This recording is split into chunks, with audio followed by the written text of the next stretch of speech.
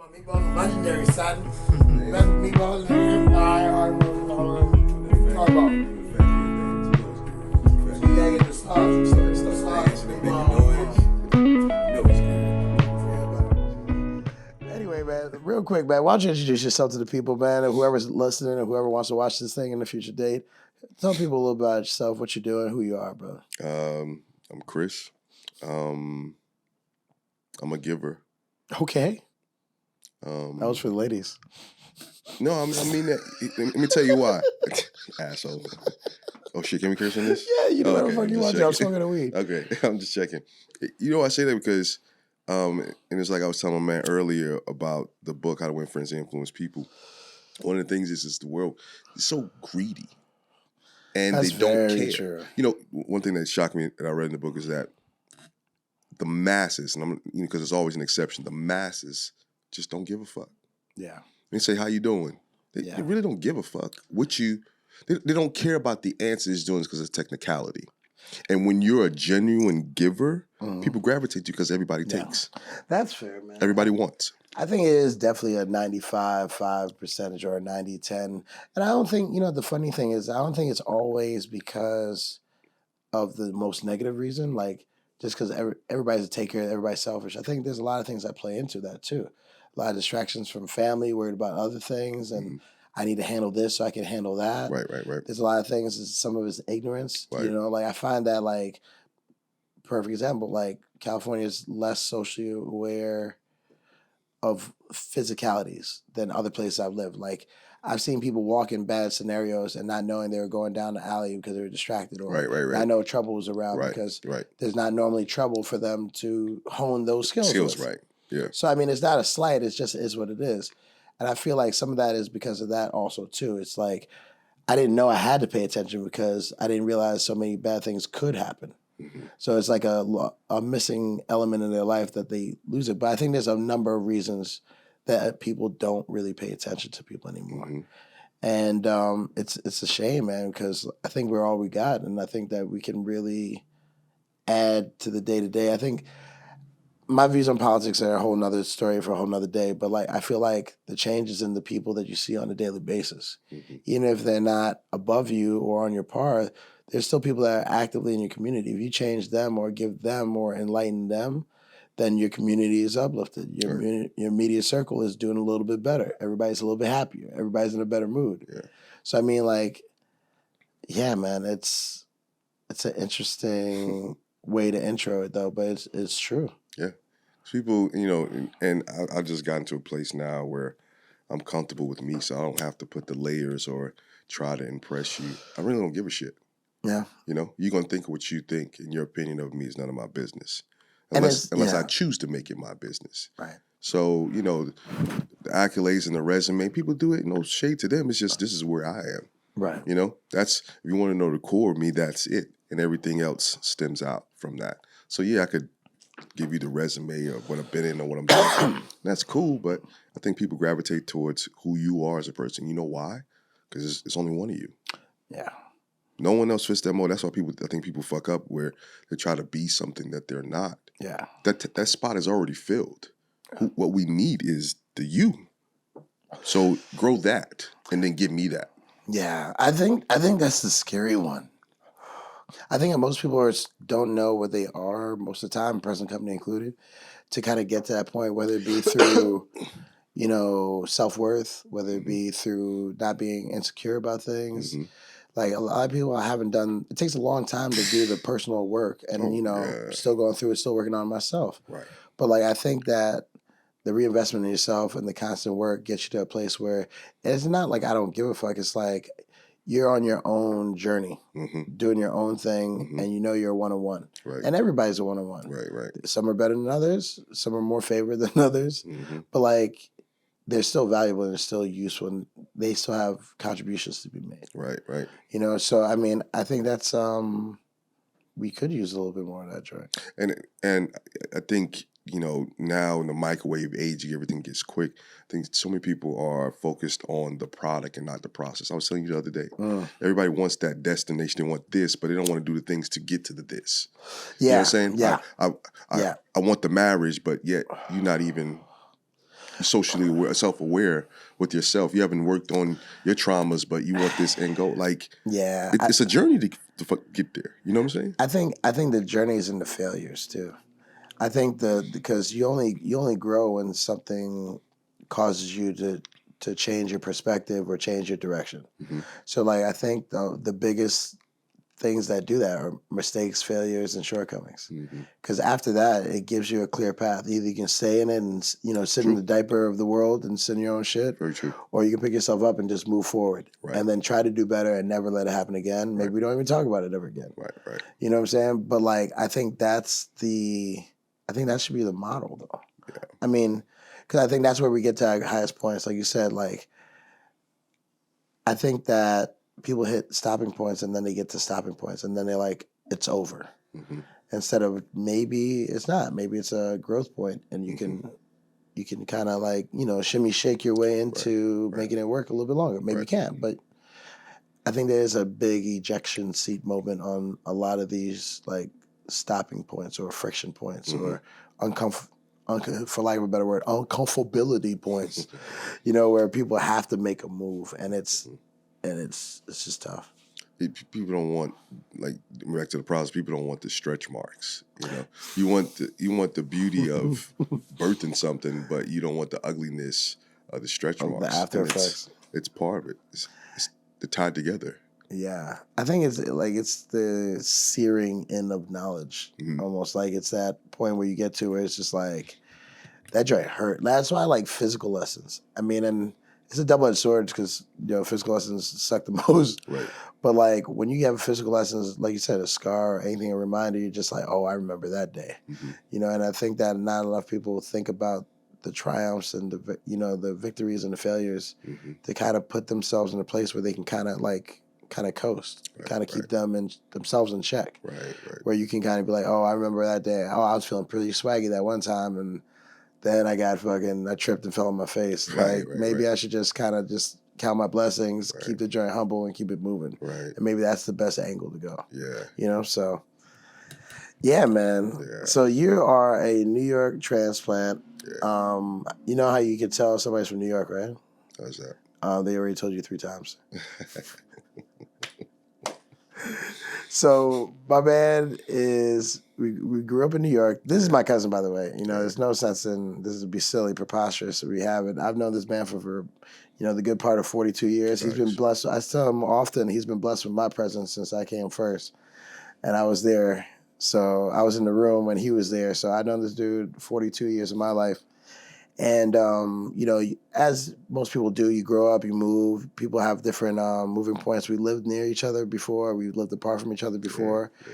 We've been distant. We've been reconnected. And it's interesting how, just like an old friend, you pick up where you left off. Right. Right. And I think the real ones, regardless of who they are, what they represent in your life, I think they always resonate the same way. Right. They're always, the tune is always the same frequency, similar thought processes. In this case, I just happen to have one of those in my family. So I'm eternally grateful for that and just super happy to have you around for that. Facts, man. But so I say that to say this. I have a lot of material on this gentleman. I've been around this guy in a lot of different stages, and as most people know, my mother is the Caribbean network for all things which is happening in my family. So as her son with a one of those quick ears to pay attention, I caught a lot of stuff. So I've heard everything.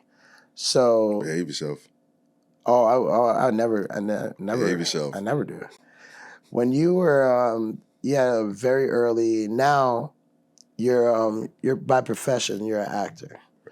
And I remember even back in the day, I remember as early as, that was like when you were maybe 10th grade, 9th grade, the plays, the cinematic performances. Right. I think it was a couple of operas in there that you did too. Operas, right. Yeah. You know what I'm saying? No? Musicals. Oh, excuse me. I apologize. Yeah. I don't know the terms. Way too high. I'm a Neanderthal. Some musicals in there also too. And it's interesting that now I could see you drawing from some of that experience, even back then, to carry through your careers. You have it in your back pocket. You're able to adapt to more scenarios that you could be trying for. Mm-hmm. What do you think is your biggest baseline when you were learning the skill of acting? Mm-hmm. What do you think at the base of acting that you still take from those early days and you still try to incorporate as you go on these interviews and these casting calls and maybe some of these pilots that you try to book or you do book? Is there still things from back in the day that you remember that are your basics that you still carry forward with today? Just the way I think, the principles, the roots. Mm-hmm. Is that what you're asking me? Yeah, I mean, what do you think? Like, I say, like, say for instance, like, I do jujitsu, so like, even when I was a white belt, like, I knew I had to be aware of how my posture was. Mm-hmm. So like, it was a quick early lesson, and now my posture is really good. Mm-hmm. Is there anything that was a baseline skill that you think that paid dividends even back then to kind of set you up in a good path right now to be successful and move on, and something that you still take with you skill set wise? That's nice. That's a nice question. Let that simmer. Yeah, there's Don Cheadle said it, and it's always stuck with me. He says, before you even get in this game, he says, draw your line in the sand and never cross it. Mm. Times always are changing and feelings and all that. But before you get there and whatever your there is, like establish, some boundaries. And I'm not talking about preferences. I'm talking about like actual boundaries. Like hard boundaries. Like, Right. why don't you give us, I'm not in this world, we always talk. Mm-hmm. Sometimes I get it, sometimes I don't, sometimes I smile just because I'm Right. happy for you. Right. Like, what would be a good, like, firm boundary for an actor, like a young actor getting in that he should think of, but he might not be aware of? What I just said. That's the biggest one. Draw the line. What would be one of your Because- What was one of your personal lines? Some of those are personal for me. Okay. I'll tell you one, no full nudity. Okay. I mean, I think that's a fair point. Either you do or you don't. Yeah. So that makes sense. And you have to just stick by it, and you can't let the money kind of... Well, that's why you draw the line in the sand before you have it, because, things start to get a little shaky and the lines get blurred when money is involved. I need money. I got to pay rent. My car payment is coming up. I got this hospital bill, and that's $5,000, like right in front of me. Like, all right, it's just this one time, and then it's over. and then you're like, but that's it. That's it. And then next time it's $15,000. You're like, all right, just for 5 seconds though. That's it, just 5. And then next thing you know, you look back like, damn, how did I get here? Even if it's a couple opportunities. Yeah, and everybody has their own lines. Right. What's a boundary for me? They like somebody else. Like, I do that in my sleep. I'm cool. Mm-hmm. So it's personal to you, but make sure you establish that. So and then there may be things that that weren't hard boundaries. Maybe there were some preferences, and those can change, and you can adjust that because you get older, experience new things, you're open to other things. But the boundaries, I don't think, if they're true boundaries, they probably don't change. That's fair. I think that's a really good one. Like, you've been doing this. I mean, I understand. So do you think there's like real levels to this thing as far as like I've been around, like I said, I've been around you. I know you've gone from, doing high school, junior high school, college level, professionally, and you've been featured, you've done things, you've actually been booked, you actually have, those things to your credit. Do you find that there'd be levels to it where you see people that just happen to want to be an actor for the status or Absolutely. Absolutely. What do you think the percentage is between that, the actual It's very people high. that really? And this is just my optics, Mm-hmm. because you don't know for sure, but just what I observe is a lot of people just want it for the fame. And I think it perverts the craft because you don't even respect the craft to study and understand the business side to it. No. They want the billboards, but you don't want to have to you don't want to learn about the accounting and taxes. You understand? This is a business. You're treating it like a hobby. And that was a shift for me, definitely when I was younger. It's like, we want to make hobby money, then treat it like a hobby. Do hobby stuff. Yeah. You want to make business money, then you treat it like a business. And therefore you have to learn. Yeah. And you have to address. And there's a lot of uncomfortable things and things that are annoying and tedious, but they're necessary for progression and for growth. And see, that takes work. A lot of people don't want to do the work. They want some microwave. You know, I want to walk down the street and I want Steven Spielberg to see me and invite me over his house for dinner. And then next thing you know, I'm on the billboard and I can tell my family and I can buy my mom a house. I want to be discovered. Like, what? Does anyone that really is doing that the waitress thing, does anyone really blow like that, or are they just like wasting time? What do you mean? Like I feel like the starving artist, the waitress that's gonna really acting in between jobs and just doing the. You think those guys, as far as going all in, do you find those characters to be real committed, or do you think they're just kind of pacifying time as? No, well, you know, once again, from my optics, I think a large portion of them are solid. You're making it work. I think, you know, sometimes people, they ask the wrong questions. You know, and I'm gonna put this out there. You know, one of the things sometimes I don't tell people I'm an actor. Why? Because I know the next two questions you're gonna ask me. Right. Have you been in anything that I would have seen? And I'm like, dumbass, I don't know what you watch. That's what I say in my head. I would never say it to someone. You know what I'm saying? But I'm like, think about the question you just asked me. You know, it's infamous. Sometimes I don't like, you know, I don't hide who I am and I love the profession that I'm in, but I just don't want to have to go down that road and can you tell me something? And who'd you see? And it's like, what's the story? Actors are people too. There's a better question is there a role that changed you, or is there something that you're seeking to do? Or what's something that you've learned? When someone genuinely wants to know what I do, I love it. We can have the conversation and sit. But when you want that stardom, you know, I had lunch with this guy that was, I'm good with that. I mean, that's got to be really hard in LA too. Because you get it everywhere. I mean, like up here, like there's people that come through, there's famous people, but like I feel like for the most part, especially the Bay, like we're blessed with being regular. You know, like I feel like everybody's like hella regular, everybody's down to earth, everybody's mama's house is around the corner. So like even when you slide through, like that energy proliferates. So like even if it is like we've had people at SB2 that come through that are famous, like legit on TV. Yeah. You know, who was by the, you know, referees from the UFC, you know, WWE superstars. At one point, Oprah came by, Bruno Mars. We have all these people, but like sometimes they come through during the daytime and they just post up. Yeah. And everybody just kind of like, you know, gets a little giggly, but like for the most part, everybody holds it together. So I think it's a matter of like, it helps when you're from an area that doesn't take it as seriously, but you can't do work from that area. You can't work remote like that. You have to kind of be in the mix. Yeah. And that's got to be draining, man. It can be. It can be. That amongst other things. Like, I tell people, like, actors are some of the strongest people because all they get is rejection. Yeah. But here's the kick. And there's other professions you get rejection, like sales. You get rejected. Yeah, that's a lot. But here's the thing. You don't get feedback. A lot of times you don't even know, like, did I not get it because I'm not ready? I didn't put in the work. I was too excited. I was too nervous. Did I not fumble a lot? You don't get a lot of feedback. It's typically you just didn't get it. And, you know, you spend so much time figuring out the why. Because a lot of people, if you're not responsible, they'll say, well, they're just wasting our time, or they just don't have a clear vision. Sometimes it's you.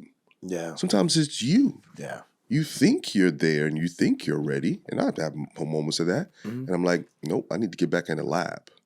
And then you see the results. And, you know, once you see results. But there's also a juggle, because you can have, actors who are ready and just have the exposure. It's a little bit of luck. You know, it's things that you cannot control. Right time. I mean, you heard the stories. They're few, but, you know, someone being in the right time in the right place. Wasn't even thinking about an actor. Next thing you know, they're a household name. And then you have those who may have spent 10, 15, 20, 30 years and just not that shot. And then you get them, you're like, where have you been? It's like they were brewing. They've been there. They've been working. it wasn't a main, a household name. Right. Yeah. But I mean, like when I think of things like that, like I think of like the Sean Kemp's, the LeBron James of the world, to parallel the worlds. But like what was the actor from? I believe it was Finding Forrester. There's an actor in there. Are you talking about the kid? Yeah, the black kid. Dang, put me on the spot. Yeah. We're gonna IMBD that, right? I'll check it out in a second. But like he was one of those guys that just got his first start, got discovered. They put him in a movie and he slashed, and then he kept going on, and he's been in a bunch of other movies. But like, realistically, man, Yeah. how many of those are there really out there like that? Mm-hmm. Are they really? I mean, because I think like special talent is special talent. Mm-hmm. So like if you're special, special's going to get noticed eventually. Hopefully, you know what I'm saying? Hopefully. Hopefully, for sure. But I mean, like you can't expect them to be. You found it? Yeah, Rob Brown. Rob Brown. So like I Right. believe that was his first role ever, and he got discovered like out of nowhere. But like the dude was obviously dope, and he's had a career since then. Right. You know what I'm saying? But like, there's not that many Rob Browns, and you know, and that's not even. And no disrespect to him, but that's not even that big of a story actor. Mm-hmm. You know what I'm saying? He played in some good roles. I mean, but he's not like Shakespearean level, like Right. Oscar level yet. Right. Maybe he does better. But Right. you know, I don't think that special is special for a reason. Yeah. And I think special capitalizes on opportunity, Mm-hmm. but like I don't think that most people think that they're even close to that level to be ready for that situation. You said you don't. Well, that's you got to deal with ego a little bit. A lot of people want that scenario, Right. and then Fumble you get it, back. and you don't get another one. I don't like to use fear, but something to keep you on my toes is to stay sharp, to stay ready, to make sure it's not dusty, so that if somebody ever opens that door, I'm ready Right. and I don't mess it up, Right. because it may never come again. But I that's think that's a nightmare. I think that would actually be a nightmare 100%. to want that, and then you get it and you mess it up and it never comes again. Yeah. But I mean, I think that's the part of whatever you do, being a professional in your craft, Right. being prepared, Right. knowing what you need, Mm-hmm. and always setting yourself up for success the best possible way. Mm-hmm. You know, I think but like you do learn that, but I think you learn to apply the professionalism to whatever your craft is. Right. Like Right. everyone can be a professional at what they do. Right. You know what I'm saying? Like I saw a dude, I was watching a joint, you know, the Italian restaurant joint, the box flipper dude, where you just be like grabbing them joints and bap, bap, bap, bap, bap, bap, bap. You know what I'm saying? Like and you be slinging them. Dude, it had a world record for flipping boxes open. Right. What is that? Right. In the grand scheme of the world, not absolutely nothing. Right. Right. But that dude's nasty if it comes up, and you know what I'm saying? Like, Yeah. I think if you fail to work on whatever makes you happy, or work on a hobby or craft, Right. then like what are you doing? Like, Right. like there has to be some kind of, you know what I'm saying? Like, there has to be some kind of growth. There has to be. You have to be. You just never know in life. Yeah. Like people ask me like, what martial arts should I do for self-defense? Mm-hmm. And I'm like, you know, it depends. There's a lot of variables, but at the end of the day, like, I can show you one punch, and if you practice that joint every day, if something happens, you're ready. Right. You know what I'm saying? Like, you're gonna. Right. It can look awkward. It can look funny. You can be like, "What is that for?" Like, there's a scenario for this joint. Yeah. And then you get that scenario, and Right. you know, Right. Right. and you nasty because you did that practice punch every day, every time. Yeah. But like, I can show you all the stuff, and you can be discussing at it, and then you don't keep up with it, and there's nothing there. So when, like you said, when someone runs up on you, Mm-hmm. that's been doing it, but they're less level, they're just ready. Mm-hmm.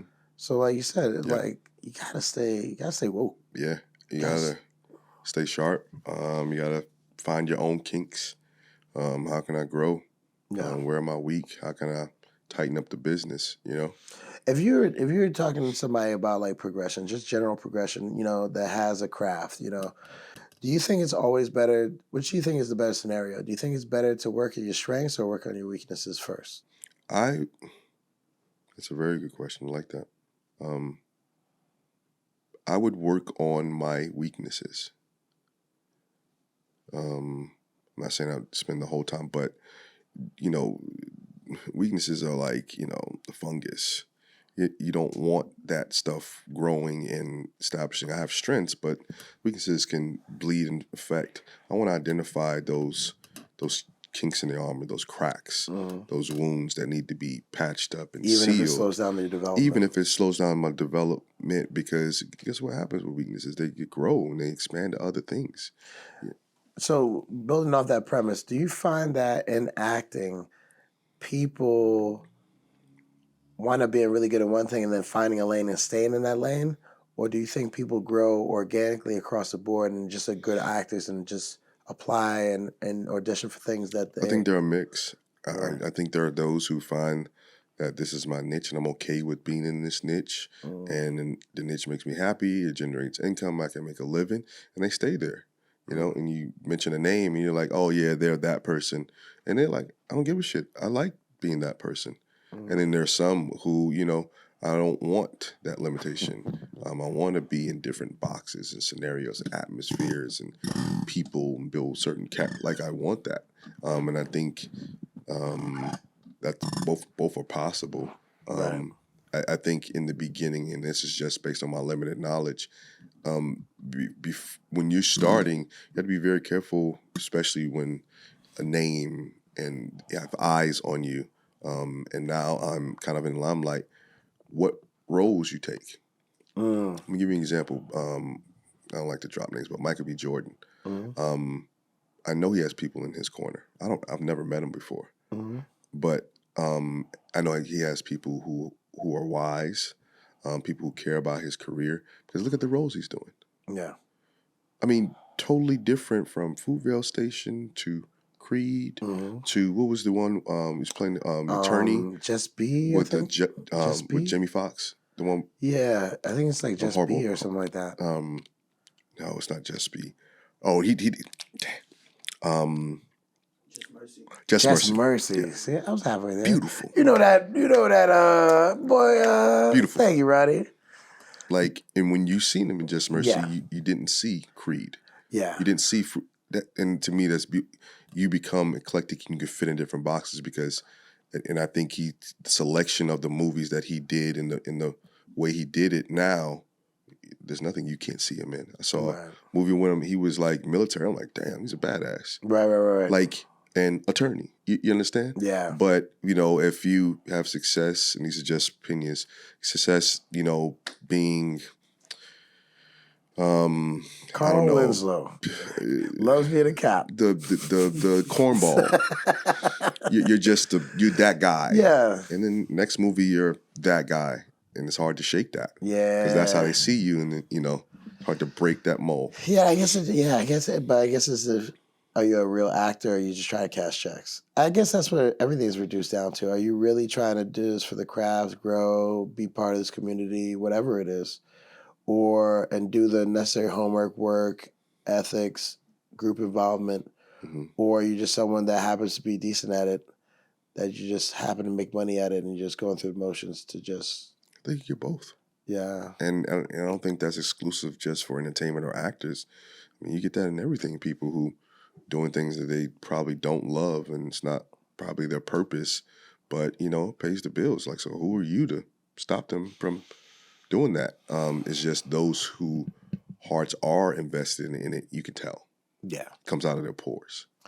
Yeah. And there's many that, I think are top. Anthony Hopkins. Oh, Tom Jesus. Hanks, Denzel Washington, Octavia Spencer, Viola Davis. Yeah. Michael B. Jordan, I see him becoming that. He's becoming a stronger actor. What was Denzel's son is doing pretty well for himself too. Yeah. I think there's hopefully like a little renaissance with younger. I haven't really seen a lot of people shooting for those spots.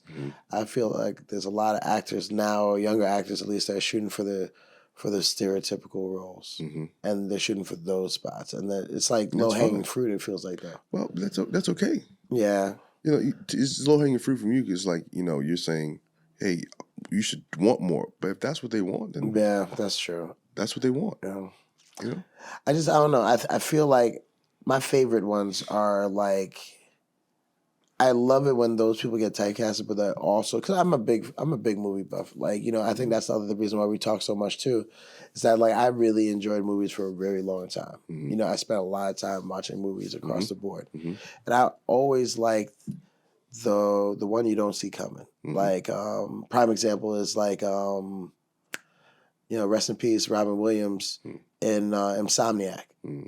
You know what I'm saying? Like, it's just complete left turn. And even though there's like little psychotic, funny breaks even in that, but it's played like Yeah. Forget about it. Or even John C. Reilly in Gangs of New York.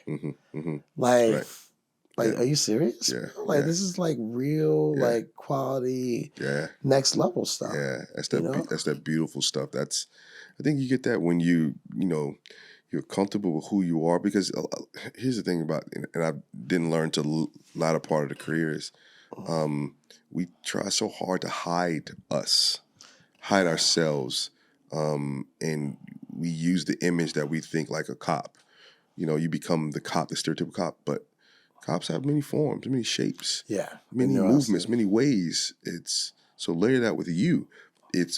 I identify and I gravitate towards those actors who show themselves in that role. You understand what I'm Like saying? if they were a Instead of cop. hiding, because we hide because you don't want the world to see, because it makes us naked and it's uncomfortable. That was a process that I had to go through that I really struggle with. It's like, I don't want everybody to see me naked. Yeah. But when, through progression and growth, when I got there of being comfortable with me, so whatever you say, like I said, your opinions, none of my business. It takes some time and work to get to that place. But when you are, I was free. And it shows in the work. Totally free. Like, of your looks and your sound effects and, being bored or whatever you felt. Right. And I'm okay with that, But I'm free, and I love the place that I'm in right now. That's cool, man. I think that's a really great place to be in, man. I think that's like the bulletproofing of life. It's like if you lived and survived enough of it, you're just like, I survived. I survived it when people were talking shit about me, when they wanted me to win, when they wanted me to lose, and nothing really mattered. The only thing that matters is I survived, so I know I'm good. And you just keep going. Yeah. Like, so much work. People, we don't like the work, and I have to include myself. We don't like the work because the process is ugly. Yeah. I got to a point where I realized, like, what you say to me doesn't affect me. Like you said, Chris, you're a stupid asshole. Cool. And you can check my temperature. I'm cool. Why? Because I choose to give power to those words. And maybe you're not somebody I even respect. So why would I let your words affect me? No. I'm giving you power. Now, if you were someone like you said that might sting, because you're somebody I care about, I love. Right. You understand? Yeah. So I'm giving you that power, but I realize that people give away their power too much. Yeah. You let people throw you off your peace. Let me tell you something about peace. Once you, and I can't speak for him because I'm not a woman, but once a man has gotten to a place of peace, don't fuck with it. Because you'll see why he worked so hard to get to that peace every time, bro. You understand?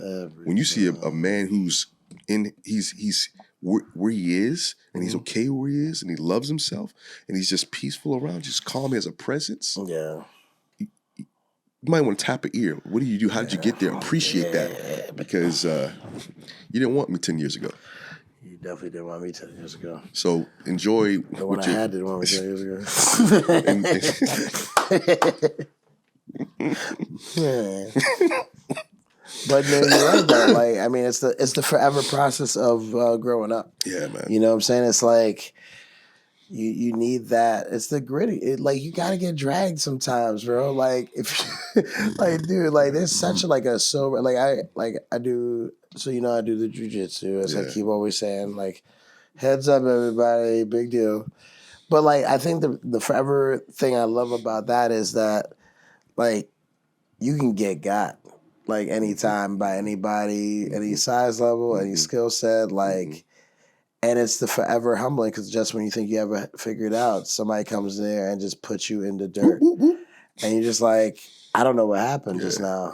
Yeah. Like, I just need to think about this and take a cold shower and, kind of just rock back and forth, and then you go back and you're humbled and you redefine yourself and like, those processes, I think, are like super necessary for like the positive growth of life. Like, you don't have all the right answers. Maybe I did get that one wrong. Maybe I should have been listening to something better. Like, I think if you're not doing that, I think that you're really losing out. Like, do you think that, in particular, acting helps you more with that process of life since you're constantly analyzing your profession and Me your personally, performances, yes. just in general. And would it help people? Absolutely. Yeah. But it's like I said, it's not pretty. It's uncomfortable work. It's beyond unpretty, though, I think. Here's, I think a lot of problems with people stem from the fact that they don't like to be alone. Yeah. And you know why? Because they don't like They know themselves. Yeah, or they don't like themselves. That's the truth. Right. Too. They don't like what they see, and they don't want to work. They don't want to change. So I will distract myself with all these other things, so I never have to deal with me. But the sad part is you can't run from you. Every time you look in the mirror, you is there. Yeah, that's super facts. So you're running from someone who is at your pace. You can't outrun. Running from your shadow. Yeah. It just will never happen. You know. Yeah. I mean, I think that, but I find that like I observe the doctrine of, you gotta let assholes be assholes. Mm-hmm. I think that's the only way for this thing to really work. Because I mean, as much as I wish for people, if you don't wish it for yourself, you don't see where we're trying to go, then like I can't want it more than you do. Facts. Because that's how I burned out the first times. Yep. So I don't do it anymore. I save my good advice for myself now. And when I think I'm too smart, I'm like, yo, you get really smart these days. You need to just fall back a little bit and make sure you ain't the only dude that's being smart. Like. But what's funny is like I've gotten to a place now I don't waste my words. You won't. I won't fight you to be heard or you to listen to me because I've spent a lot of time, a lot of work to think the way I think, to speak the stuff I can talk about. So if you don't want to be exposed to that, then you just miss out. Yeah. And me personally, I'd rather listening. I mean, you probably observed this. I'm chill in the cut, but don't think I'm not watching. I'm not absorbing information. I'm not learning your isms. I'm always picking up new information. Right. But like Plato says, he says, a wise man speaks when he has something to say. A fool speaks when he has to say something. Mm-hmm. So I don't always have to be talking. Yeah. Because if you're talking, you're not listening, you're not learning. And I want more information than you're willing to give me. I'm gonna soak it in, and I'm watching your isms, your body, everything I'm absorbing. Right. And when I'm talking, sometimes I even feel a little uncomfortable. Sometimes I'm feeling naked because I know I'm giving you information if you're aware enough to pick it up. Right. But people don't. Because people aren't paying attention. No. So it doesn't matter. I find that most people I've learned this about, I like the nonverbal communications. I pay attention to that stuff. I got like super nerdy over COVID over some of that stuff. But like it's so important because like it's so important to have an idea of what other people could be thinking or going through in the moment. And if you adjust faster, then you can get everything back on track faster. You can get the understanding back on track faster. You can get the fun time back on track faster. You can get everything back aligned to where it was going, by course correcting quicker. Right. So I find that like when I talk to people, I ask them to introduce themselves, and they usually the people that how you introduce yourself is how you want to be referred to as. And a lot of people don't realize it, so they're like, oh, your name's Christopher. Oh, what up, Chris? I'm like, I didn't introduce myself as Chris. I want to be referred to as Christopher. That's why I introduce myself this way. Right. And most times when people are talking to you, within the first 5 minutes, you'll find out 3 major details about them that are really important to their life. Like if you just extrapolate a little bit of information. That needs to be a highlight right there. Like usually like it doesn't take that long. Yeah. Like it doesn't sound hard work. Like usually like if you walk into somebody like, hey, how you doing, man? Like, oh man, I'm tired from work. Obviously work is a big deal in your world. Like obviously you do a lot of it. Like do you do a lot of it often? Are you often tired? Like, yeah, man, lately, man, it's been the fourth quarter. We've been going through it. We have all these things going on. Like, oh, man, that must be stressful. So obviously you're stressed out from work. You haven't been spending a lot of time at home. Like, you have a family going on? Like, yeah, I haven't seen my family in a while. Family's important. That's important. And it's just a little conversation, bro. But people miss all that because they're too busy getting ready their information to load their deck. And like, that's why people can't have conversations because they spend so much time wanting people to hear them that they don't listen. Yeah. They just like you get ready to talk, and some people will act like I'm listening to you, but I'm getting my conversation ready because I got to get this out because it's important, it's life changing, and I'm not listening to you at all. Yeah, I can tell. I can tell the gloss. I understand. Sometimes I just fuck with people. I am a smart ass, and that's not gonna change. I know you knew, but they don't know. Yeah. It's not going anywhere. So sometimes I just like to fuck with people. I'll have conversations, and then I'll drop something in there. Like if you weren't listening, you'd miss it. And no one catches them joints. Mm-hmm. And that's just for you. I know. Oh man, sometimes I don't like exposing myself. So I was having a conversation with this chick, and I could tell she's just glossing. She's in La La Land, not even listening. And in the midst of talking, I was like, "Man, your boobs are nice," and just kept going. And she was like, "Yeah." I was like, "Did you hear what I said? What do you mean?" You didn't hear what I said. It's a really nice place. I just like sliding it in there. I mean, that's the stuff that's for you. Like, I mean, I feel like, professionally, it gets to the point where if you do something professionally, you like it personally, you're going to have more reps at it. You're going to be better at it than most people. That's the marriage right there. Yeah. That's define, what makes you happy, and then do that and find somebody to pay for it. Oh yeah, that's the forever that's forever thing. But I mean, we get caught up. But like, our whole system's messed up though from the onset. Yeah. You mean to tell me that 18-year-old version of me knew exactly what I was going to be for the rest of life, or what I want to be for the rest of my life, and I got to make a decision now. And if I don't, I'm going to be ostracized for making the wrong decision or not being equipped enough for it. Yeah. Come on, bro. The whole game is messed up. Bro. Yeah. But I mean, like, that's a conversation for another time. Yeah. But like, I think all we can do is ask for forgiveness as we continually grow. Because not to cut you off there, but you said a big thing, but to add to it, not to forgive, but forgive you. Because we're so easy forgiving other people and giving them grace and second passes that we forget to. And I'm talking to me as well. Yeah. That you forget yourself and you hold a lot of stuff. And I had to deal with that stuff for that.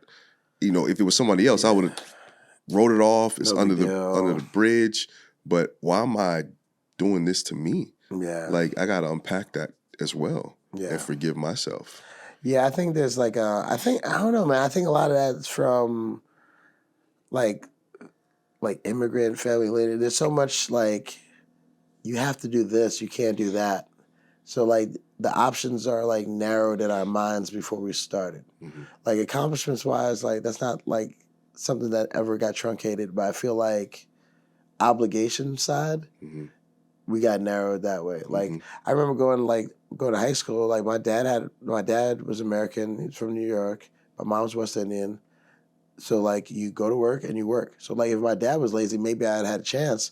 But this dude had perfect attendance. Mm-hmm. So if the American got perfect attendance, the West Indian side said, you better get the hell to work. You know what I'm saying? You better get the hell to work. You better get the hell to school. You better beat him. You know what I'm saying? Like, do more. Yeah. You know what I'm saying? So like, I never skipped school. Yeah. Like I didn't know that was an option. Yeah. Like, and not like I was lame, like, I didn't have friends. Like, I just didn't, like, structurally, they were like, you have to go to school, you have to do well. Yeah. Like, I was like, okay. Yeah. I didn't think you could. Like, I didn't think I was allowed. I didn't think that was an actual real thing that some other people did. But I was like, nah, I gotta tell you a story. And I told my mom's, but I didn't unpack until I was a lot older. So I was really good at math. Mm-hmm. So came home one day and I had 98. It was the highest grade in the class. I was like, Ma, I got the highest grade in the class, 98. And she looks at it. She's like, good job. That's nice. You couldn't get 100? I was like, what? I said, it's a 98. I'm number one in the class. And I couldn't get 100? I said, all right, shake it off. Go get the 100, bro. Come back, show it to her. Say, Ma, the 8, chest out. Look at that. Ooh, nice. You got 100. You can't get 102? I said, bruh, you killing me. Are you serious? That's the 100. Bro, no. I brought you the 100. No. That's something else. You can get 102? No, bro. What are you doing? So I go back to the lab. Bro, I get the 100 and I get the extra credit. I got 104. Bring it back to her. I didn't even say nothing. I was cocky. I said, check that out. She looks at it. She said, dang, 104? Good job. You can get 106? I'm like, you can't get 106. 104 is as far as you can go. You can't be a genius of geniuses. I got everything right and the bonus. There was nothing else I could do to get more. But what that did was it instilled, never be content with status quo. Never be content with doing just enough to get by. Yeah. And you put me in different environments, and people think like, why do you push so freaking hard? It's who I am now. Yeah. I've said it to some people, and I shouldn't have. I keep it to myself, but new positions, and I'll tell them, in a year, I'm gonna take you out. And they're like, oh, you cocky. I'm like, no, I know me. So I'm gonna watch you. I'm gonna study you. I'm gonna learn everything you're doing. I'm gonna find out what you do wrong, and I'm gonna excel. And then 9 times out of 10 it happens.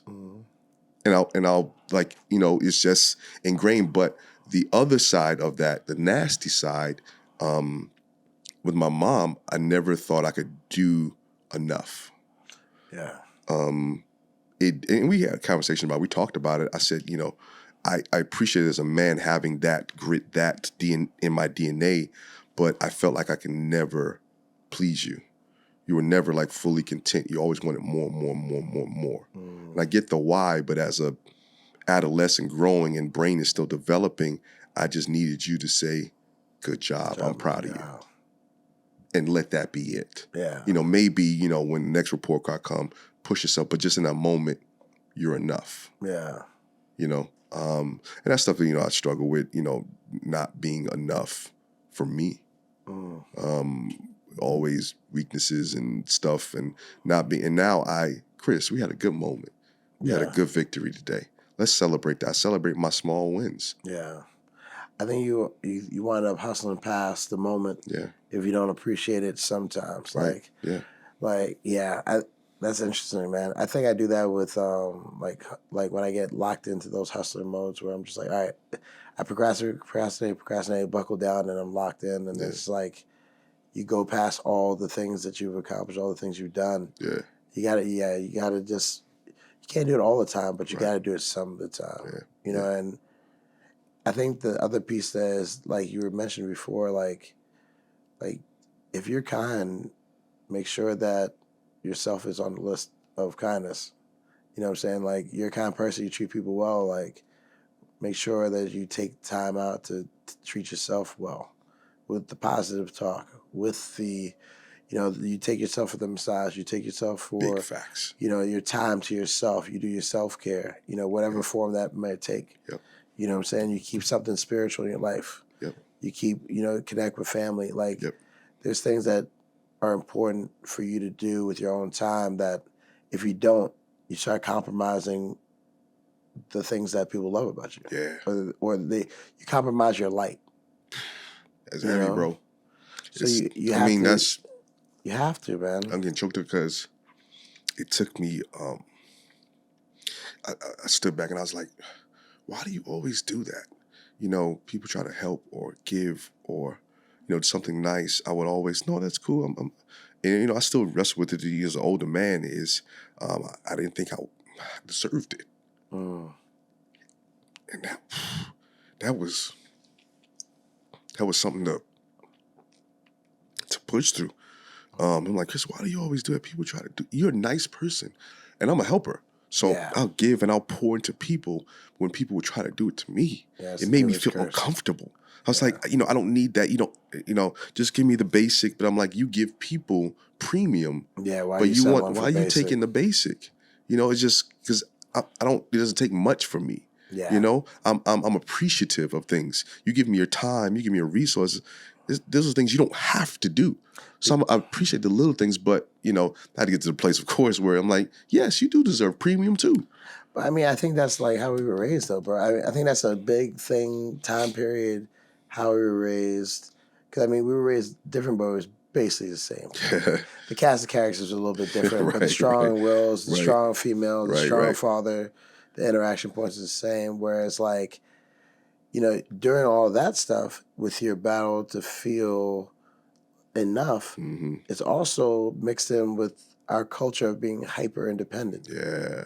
So, like, that's something that I've struggled with. Yeah. Is that, like, when you have that hyper independence piece, you push, you run, you do everything you can to get away from that help because that's what I have others. I can make it on my own. I can do it on my own because that's what we've been taught our whole life. It's like, oh, what are you doing? Get up, make your bed, take care of yourself. Oh, you're hungry? Oh, not saying that my mom left me hungry. She'll kill Right, me if she right. ever thought that did not happen. Right, does not. But happen. there was purposeful spots carved out where it was I could helicopter or I could let you grow organically.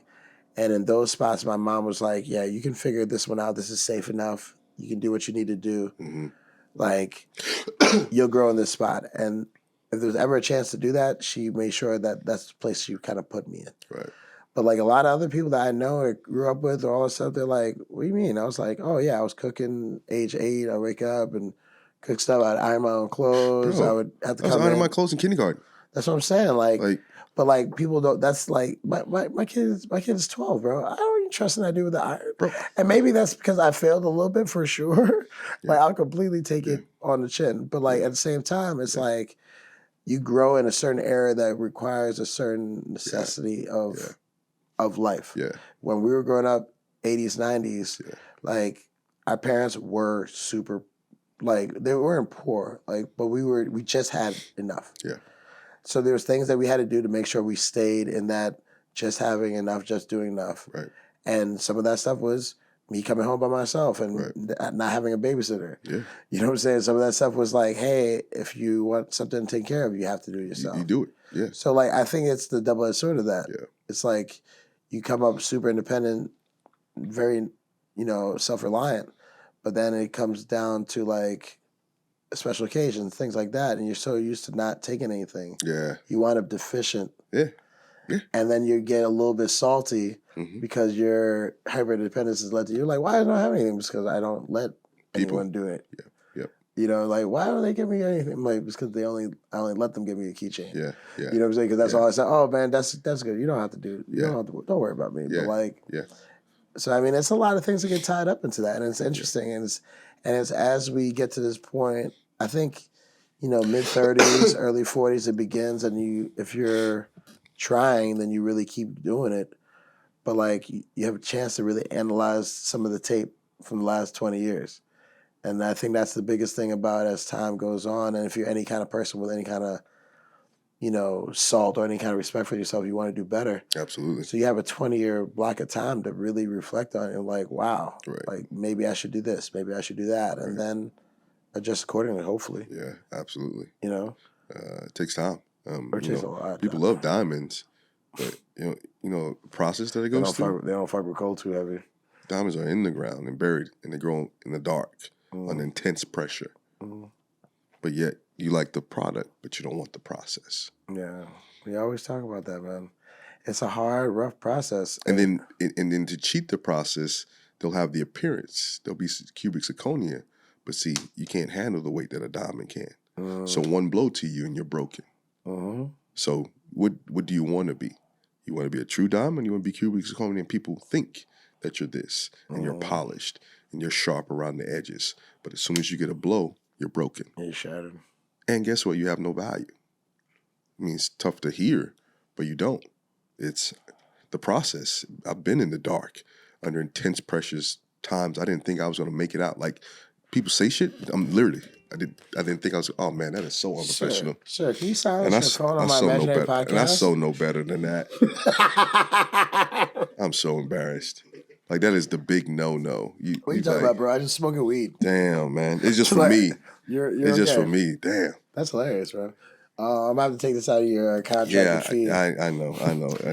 And I should be punished. I'm going to have to take you to the airport half the way and drop you off. I should be punished for that. Obviously. But yeah, so it takes time. It takes time to make diamonds. And it takes time to be a diamond. Yeah. And sometimes you got to realize you might just be a ruby, bro. Like, yo, this is NASA, man. You can work for NASA and be an astronaut, or you can clean the floors, bro. Yeah. It doesn't really matter. It's all necessary. Yeah. So I mean, sometimes it's just about staying in your lane and being okay with that being, a pretty damn good lane. You still get NASA checks. Absolutely. You can still flex at the bar and be like, yeah, I work for NASA, girl. She ain't going to ask you if she worked cleaning the floors. Yeah, I mean, no song. I'm so sorry. Yeah, I be in the spaceship. What you talking about, girl? We can walk by it. So what do you do over there? Oh, it's confidential. Sorry. I can't talk to you about that. I can't tell you that NASA? Like, I work for NASA. NASA people can't be talking about what they do. I don't want them to start tapping your phone and stuff. So No, it just gets messy then, yeah. and then you have vans following you at all times of day. You don't want that. I don't want that for So you. what do you? So let's talk about you. Yeah. Like, yeah. what do you? Yeah. What's your deal? NASA person and whatever you are that I'm dying to hear about. It's not as good as NASA. I digress. Oh my God, man! From New York, Mr. Actor in LA. What are your takes on LA, bro? Like, how do you feel? Like, do you get around? Do you see the scene, the hip hop scene in LA, the acting scene in LA, the music scene in LA? I think these are all like little rubs for you. Like, I think you kind of run adjacent to most of those scenes. Like, what scene do you find yourself the most comfortable in? Like, what do you Home. like to do? Home. The crib? The crib, set it up. I ain't even mad at you, bro. I'm a private person, man. I know that's needed, network and so you don't go crazy. You know what I'm saying? Yeah, And facts. entertainment, you do need that, but my sanctuary is at home. Yeah. There's certain things that I can't reveal. I've gotten to a place of being comfortable with me. I know there's certain places that it doesn't change me, but I have to pull this back or I have to inhibit this. So I can't turn this up to a number 8. Mm-hmm. That's fair. And I like being free, and I like being around people that I can be free. There's just just people with energies. It's like I can be me, and I like being me, and you don't inhibit me being me. So I like spending time with you. Right. And then there's those who's like I feel suffocating, like I'm suffocating around you. Yeah. So I will limit my time with you. Yeah. I think that's super fair. I mean, I'm saying so. That way. Yeah. I can do the social, and some of them have a blast, and then some of them, it was cool to get out. Yeah. But yeah. Yeah, I don't blame you, man. Like, I think that, and I can only speak for myself. I was like, as someone from the East Coast moving to the West Coast, I find that there's a lot of places that I really enjoy about California. Mm-hmm. I like the the majority of the time it's good weather, so I like getting out, seeing things, being active or getting more active. But I find that out of the places in California, like LA is kind of like one of my least favorite places. Damn.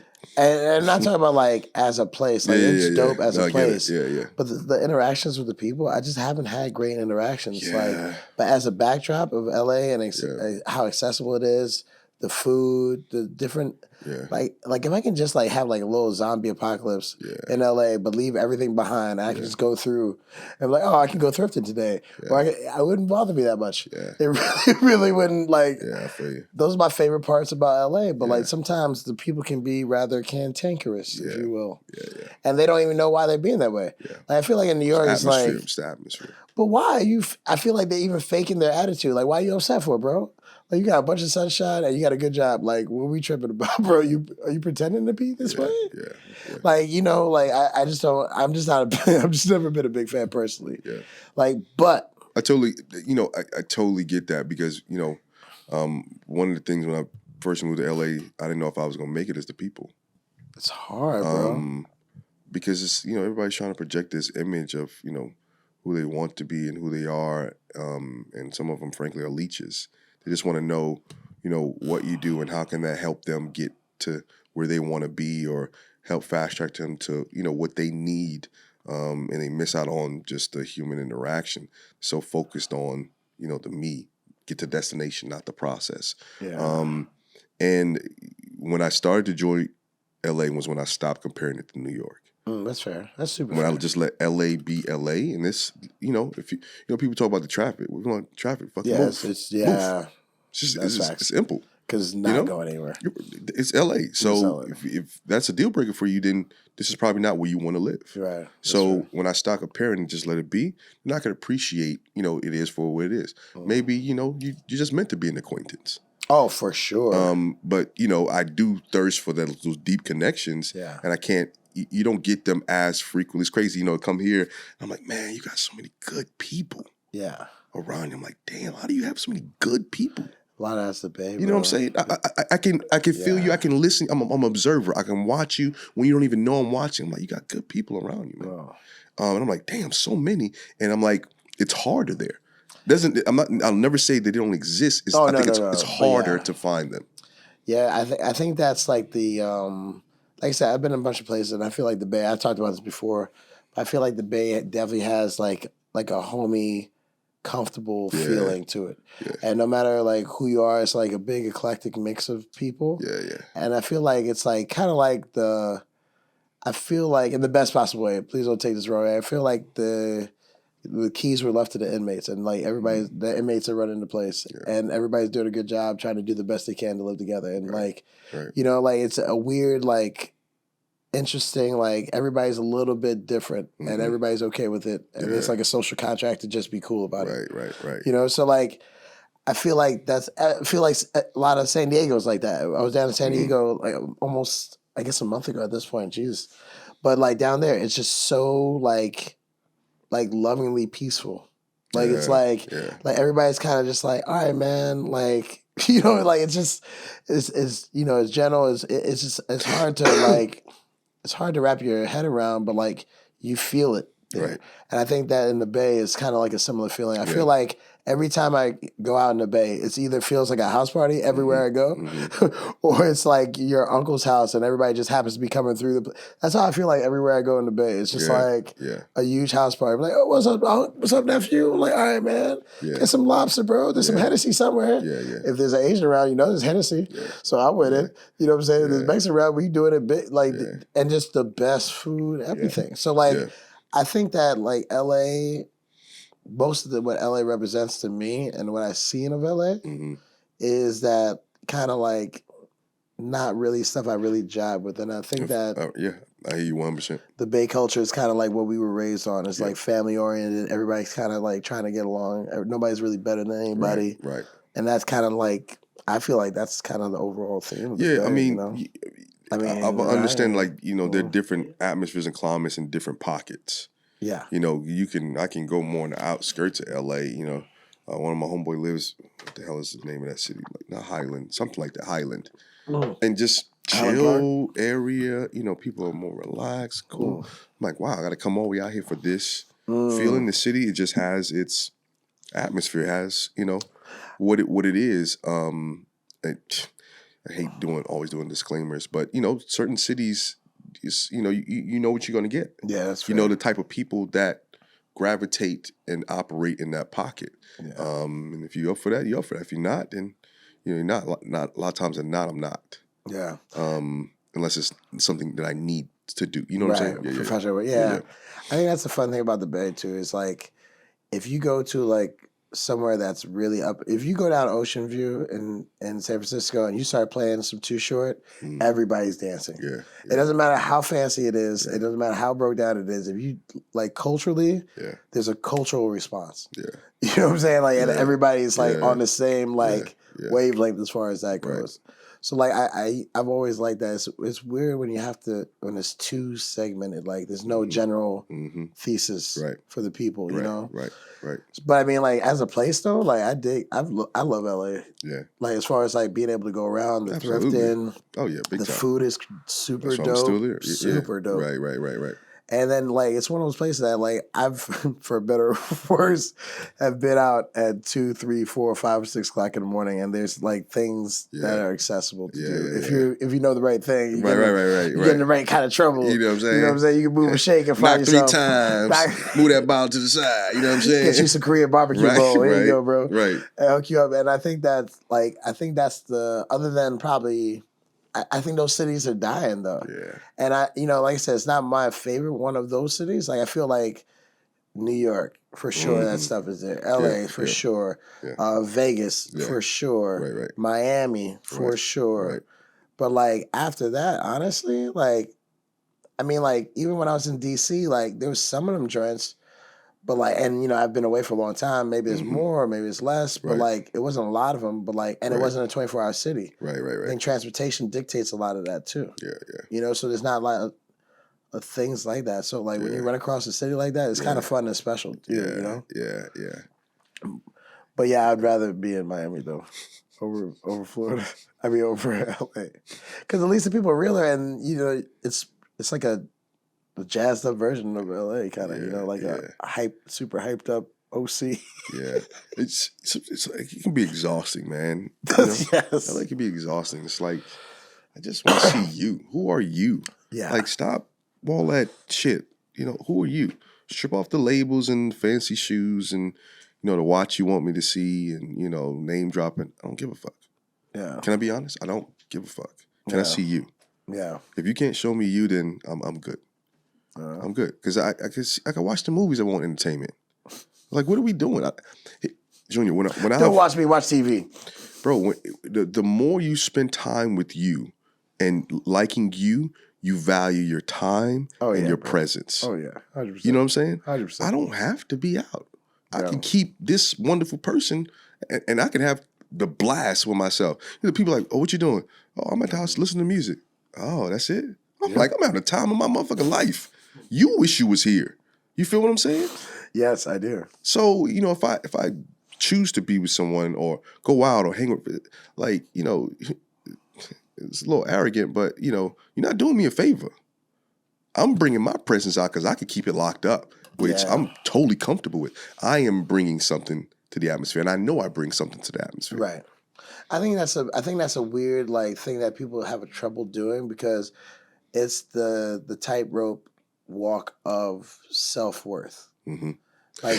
Like I'm just starting to really work with that in my life as far as self-worth, where you walk this line where it's like it's a necessity, but when does it get to be arrogance and cockiness? Mm-hmm. But at the same time, there is a definitive point. Like you were talking about, what are your no's? Right. Like with professionally, you have your certain no's, you're all set up. Right. Like before you get started, now that I got this self-worth piece, now what are my no's before I engage the outside world? Not even personally, not even all this stuff, just in general. Right.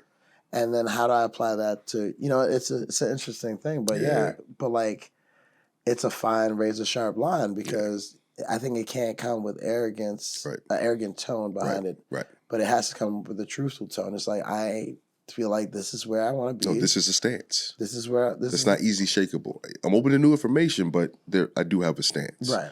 And there's a fine line between that and not giving people a chance either. So it's a lot of different. Well, I mean, here's the thing: if I having a stance doesn't mean I have an informed opinion. That doesn't mean that I'm not open to new information. That's fair. If the information that you present, causes me to think, and I was like, man, that's a great perspective. I think I want to chew on that for a little while. I think I want to put that in the DNA, but I do have a stance. So I'm not impressionable. You could just tell me anything, blow smoke up the ass, and I'm going to eat it. I can listen to you all day because listening doesn't mean agreement. So you can talk, and that's cool, and I can leave it where it is, but I'm not carrying any of that. No.